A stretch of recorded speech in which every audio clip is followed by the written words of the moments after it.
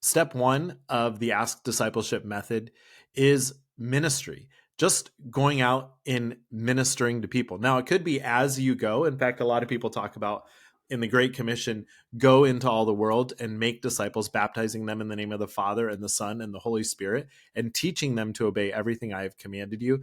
That some people, some theologians tell us that could be read as you are going, make disciples. So whether it's as you're going or go, either one, the command is the same, make disciples.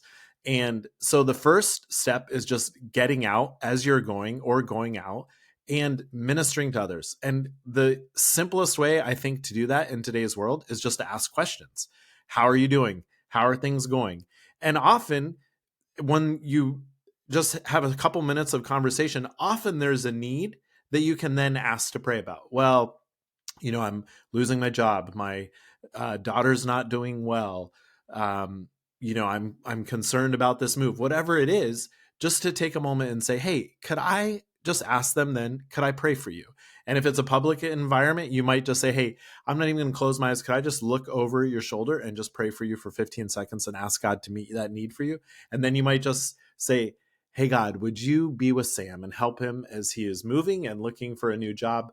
Would you give him peace in that process and provide for him a great job? And so it might be as simple as something like that you're just praying in the workspace where you're not going to bow your head and close your eyes, but you can pray for them briefly in that moment.